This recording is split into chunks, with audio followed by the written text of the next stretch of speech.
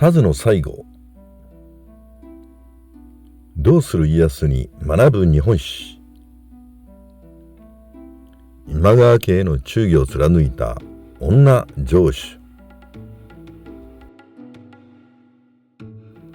田津は夫の飯尾連達亡き後、引間城の女城主として勇敢に戦い、壮絶な最後を遂げた。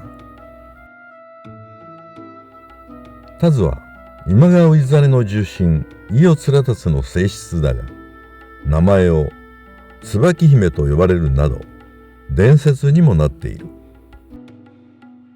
そのためさまざまな俗説や伝承が残されているため、本当の姿を特定することが難しい。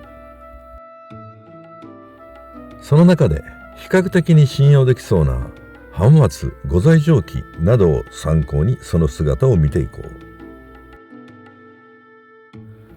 田津の父親は今川家の重臣宇土の長持で、母親は今川義元の妹だと言われている。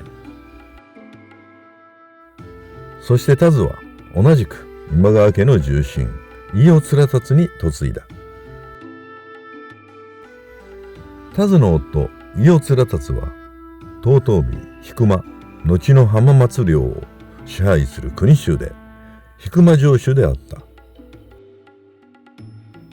今川義元は家督を嫡男氏真に譲るが、1560年永禄3年に桶狭間で織田信長に討たれてしまう。そのため多くの国衆が今川氏を見限って武田氏や織田氏へと寝返った。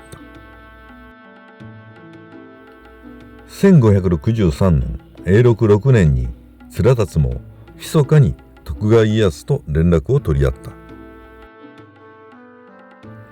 すると今川家への忠誠心が人一倍強い田津は夫の裏切りを氏真に報告する。そのため連達は1565年永禄8年今川氏真に誅殺されている。田津は夫亡き後は引間城の女城主として城を守った。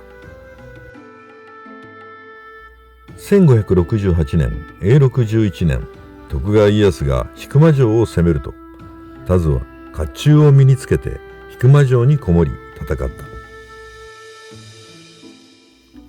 家康の正室瀬名築山殿と田津は幼なじみで、しかも縁戚であったために何度も和睦工作が行われた。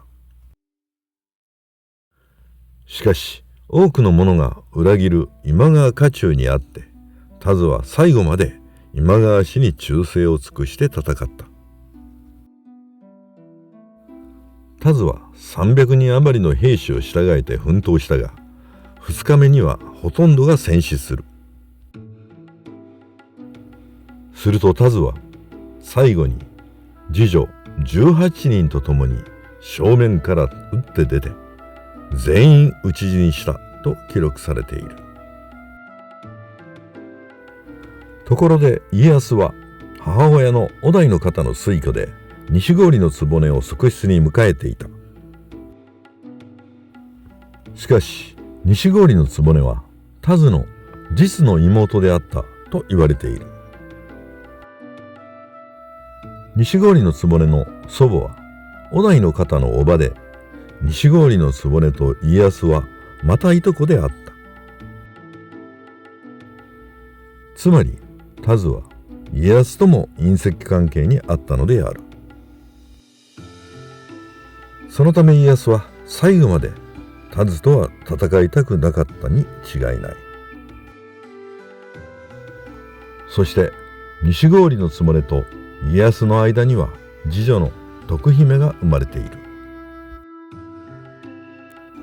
今川家への忠義を貫き壮絶な最後を迎えた田津だが、田津の血統は徳川家に深く長く受け継がれたのである。田津が忠義を貫いた女城主としてさまざまな形で伝説として江戸時代に残された背景には、そのような実情があったからなのかもしれない。